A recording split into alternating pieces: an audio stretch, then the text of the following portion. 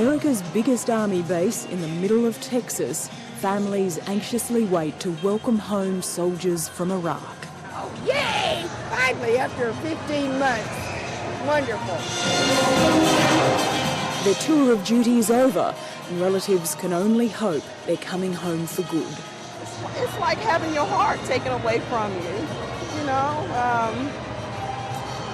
It's really depressing. I knew he had a job to do, but it was really depressing. Tonight, the wait is excruciating. We have the USO here providing with you snacks and drinks. Please help yourself. They're over there for some reason. Everything happens for a reason, so I don't know what their reason is right now, but I hope it's a good one.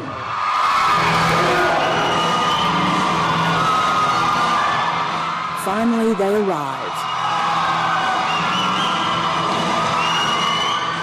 This homecoming is part of the biggest global redeployment of combat troops since World War II.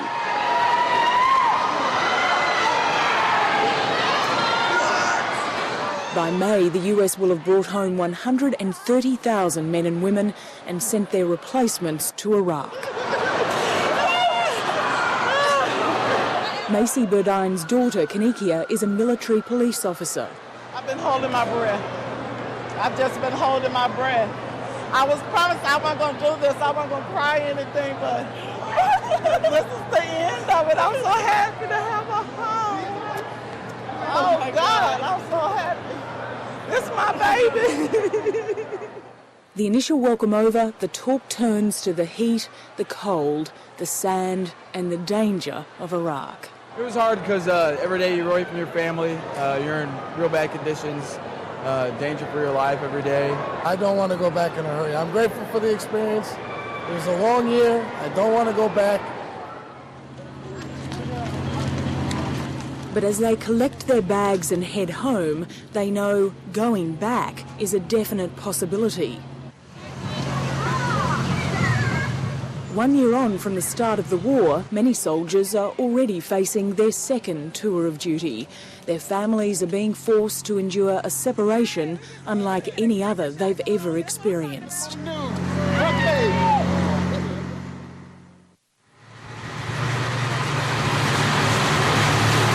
It's the start of another day at Shoemaker High.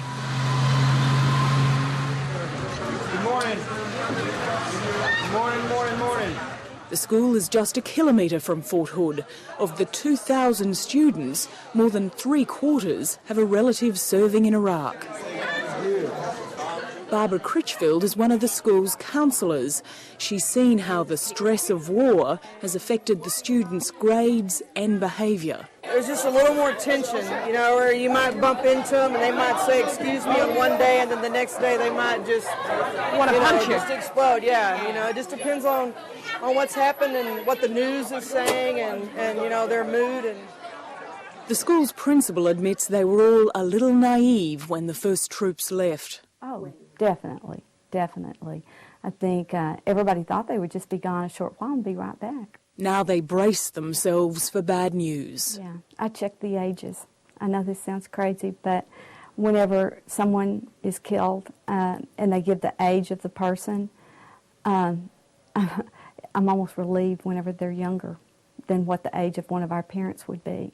their minds are just not on school. You know, it's hard to worry day in and day out, you know, or if your parent is going to come home to you, and these kids live with that. I mean, it's a real fear for them. The names of their mothers and fathers, brothers and sisters are written on these cardboard stars. Blue and silver for those still serving, gold for those killed. It was just a nice comfort for me to walk down the hall and see my dad's star. Sergeant James Blankenbeckler was the first parent to die, leaving behind a devastated 14-year-old daughter. We pulled up in our driveway, and I got out of the car really fast to see what they were going to say so I could hear them perfect. And then they told my mom to step out of the car, that they have some news to tell us about my father. So by then I started screaming, and I fell to the floor, and I was crying. And the guy, one of the soldiers came and he picked me up and he brought me inside. Sergeant Blankenbeckler's convoy was hit by grenades north of Baghdad last October.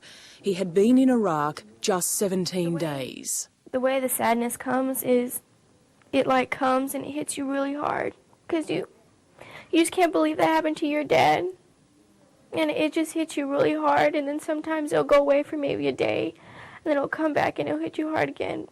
The only feelings I have is just sadness and that I miss him. I pledge allegiance to the flag of the United States of America. Every day at this school begins the same way, a pledge of allegiance to the flag and a moment of silence. A moment for Nick Bookout to think of his parents. I pray for them every night to be safe and all that. He's 15 years old and both his parents are serving in Iraq. His mother in a maintenance unit, his father managing a military store near Baghdad. Just knowing the fact that my mom's over there in danger and I can't do nothing to protect her, or none of our family can do nothing to protect her. Do you like what Grandma fixes every day? His Mexican grandparents left their home 200 kilometres away to look after Nick, his young brother and sister. Un poquito.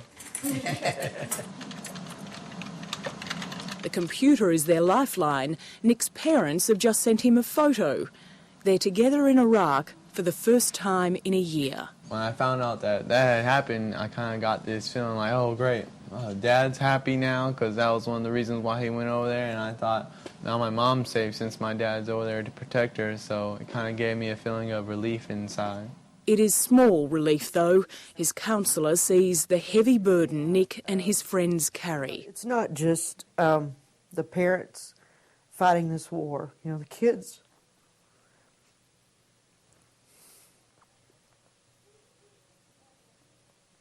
The kids are fighting it too. The anniversary of the start of the war is looming in the students' minds. Many are wondering if the world still cares or realises that for them the war hasn't ended. The same kind of fear is felt in the homes on the military base, among the partners left behind. I don't think the war is a 2-hour movie where we win and it's done. Yeah. And I think that freedom, there's a high price for freedom. And I just would love America to realize that it's not over, and it's not going to be over until the people of Iraq have the liberties and freedoms that we, I think, a lot of times take for granted in this country. Just yesterday, Sharon Miller learnt her husband's convoy had been attacked. She had to tell her daughter he'd been badly injured. And when I went in there to tell her, she looked up at the Purple Hearts and she just started bawling, and I was like, sorry.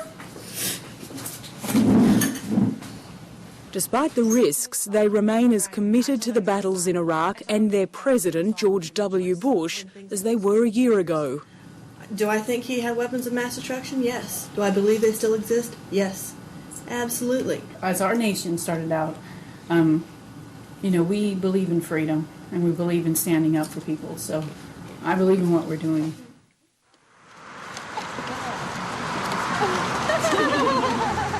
Back on base, the preparations are beginning for another reunion ceremony. The busloads of soldiers coming home tonight will pass these signs on their way to meet their families. Tonight there'll be more tears and laughter as they're welcomed home. But across this massive military base, another division is preparing to ship out. They've been told they'll be gone for more than a year, left behind more families to wait and wonder. We know that our role constitutionally is to follow the orders of our Commander-in-Chief, and we're prepared to do that at any time. Who's to say that even if we do get this cleaned up and brought back into where it's supposed to be, that it's not going to happen again, and my mom's going to have to go back over there again. You know, it needs to end. And everybody needs to come home safe, and so we can go on with our lives. Saddam Hussein may be gone, leaving Iraqis to build a new future. But for America's soldiers and their families, there is no end in sight.